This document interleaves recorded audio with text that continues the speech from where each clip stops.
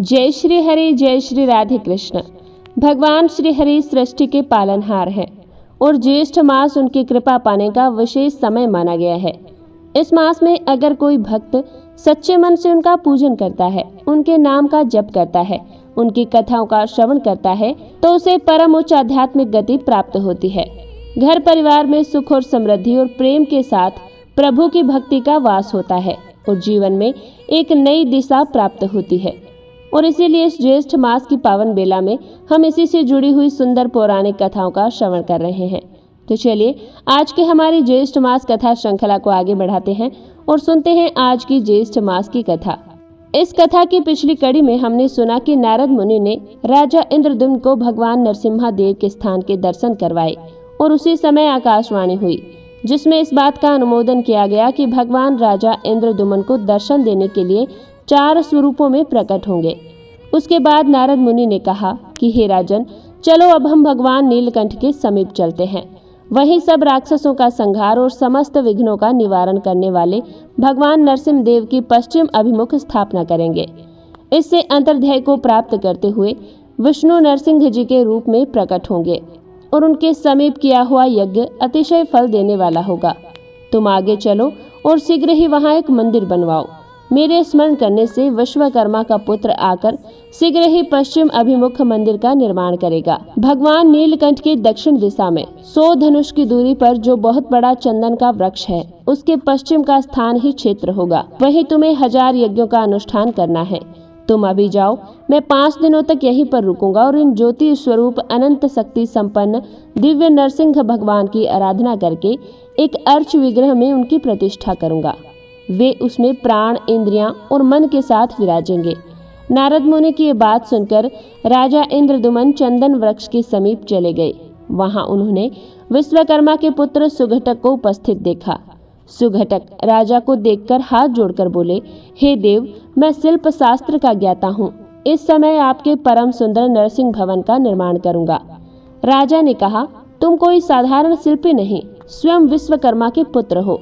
ये मुझे नारद मुनि ने बताया है। अतः प्राकार और तोरण के साथ नरसिम्हा जी का मंदिर तुम शीघ्र ही तैयार करो। उसका मुख्य द्वार पश्चिम की ओर होगा।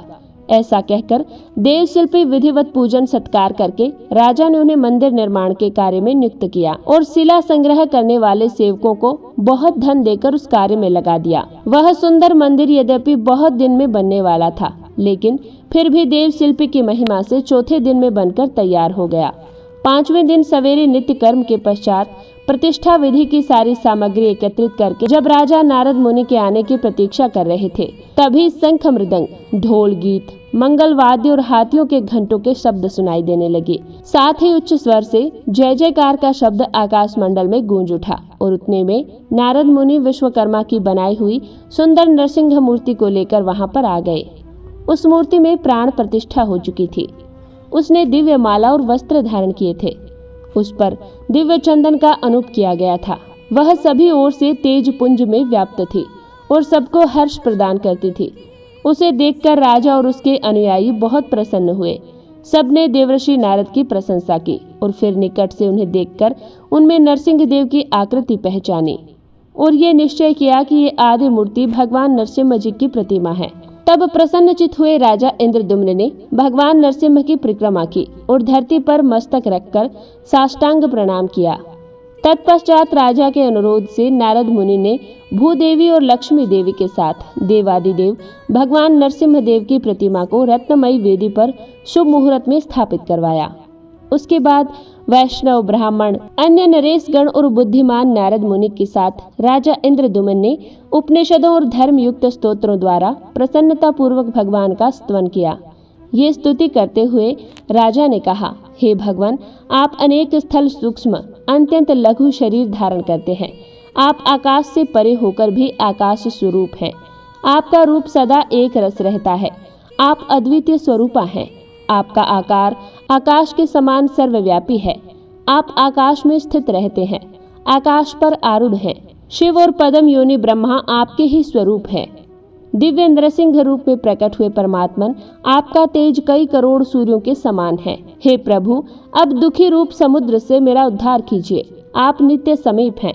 दूर से दूर स्थित हैं, ना दूर हैं ना समीप हैं, न बोध और बोध आपके स्वरूप है। आप गने के भी गने हैं, आप गम्य होते हुए भी अगम्य हैं। आप तक किसी भी प्रमाण की पहुंच नहीं है, तो भी लोग अनुमान से आपके विषय में विचार करते हैं। आप सबके आदि, सबके कर्ता, सबको अनुमति प्रदान करने वाले और सबके पालक तथा संहारक हैं। विश्व साक्षी आपको नमस्कार है। आप ज्योति स्वरूप, ज्ञान रूप प्रकाश, पुंजवाहकार और सृष्टि के हेतु है। दुखों के विनाश करने के एकमात्र कारण होकर भी आप वस्तुतः कारण नहीं हैं। सबके संशय को छिन्न भिन्न करने के लिए आप सबसे पहले प्रकट हुए। आप मुझे अपने चरणारविंदों की श्रेष्ठ भक्ति प्रदान कीजिए। भक्तों के अभीष्ट मनोरथ की पूर्ति करने वाले आप भगवान नरसिंह की मैं शरण लेता हूँ। अपने चरणों का आश्रय लेने वाले लोगों की पाप राशि का विनाश करने वाले दया सागर हे नरसिंह देव, मैं आपको प्रणाम करता हूँ। आप मुझ अनाथ की रक्षा कीजिए। मैं अपने इस चर्म चक्षु से आपके दिव्य स्वरूप का दर्शन कर सकूं, ऐसी कृपा कीजिए। आपकी कृपा से मेरे सहस्त्र अश्वमेघ यज्ञ निर्विघ्न पूर्ण हो जाए, मेरी करोड़ों पाप राशियां नष्ट हो जाएं। हे भगवान, जो मनुष्य आपकी शरण लेते हैं वे मोक्ष के भागी होते हैं। इस प्रकार दिव्य नरसिंह की स्तुति करके राजा इंद्रद्युम्न के मन में बड़ी प्रसन्नता हुई। उन्होंने बार बार धरती पर लेटकर भगवान को दंडवत प्रणाम किया। जो भी मनुष्य इस स्तोत्र से दिव्य नरसिंह देव की स्तुति करते हैं, उन्हें भगवान नरसिंह देव मोक्ष प्रदान करते हैं। ज्येष्ठ मास के शुक्ल पक्ष की द्वादशी तिथि पर स्वाति नक्षत्र के योग में महर्षि नारद ने उस क्षेत्र में दिव्य नरसिंह देव की स्थापना की थी। जो लोग वहां उनका दर्शन करते हैं वे सहस्त्र अश्वमेघ यज्ञ से अधिक फल प्राप्त करते हैं। जो पंचामृत, दूध, नारियल के रस अथवा सुगंधित जल से भगवान नरसिंह को नहलाते हैं, खीर आदि उपचार समर्पित करके पूजा करते हैं, जवा कुसुम की माला, चंदन, धूप, दीप और तांबुल चढ़ाकर स्तुति पाठ, जय जयकार, परिक्रमा, प्रणाम और दान देते हैं, उनसे भगवान नरसिंह देव संतुष्ट होते हैं और वे ब्रह्मलोक को प्राप्त करते हैं। वैशाख मास की चतुर्दशी को शनिवार के दिन स्वाति नक्षत्र में प्रदोष के समय भगवान नरसिंह आदि का अवतार हुआ है। उस तिथि को विधि पूर्वक नरसिंह जी की पूजा करके करोड़ों मनुष्य अपने जन्मों की संचित पाप राशि को तत्काल भस्म कर देते हैं।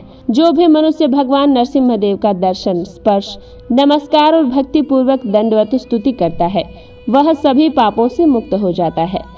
तो ये थी आज की ज्येष्ठ मास की विशेष कथा। अगर आपको ये कथा अच्छी लगी हो तो इसे लाइक कीजिए, शेयर कीजिए और चैनल को सब्सक्राइब कीजिए। और पिछले सभी अध्याय सुनने के लिए आप सभी का दिल से धन्यवाद।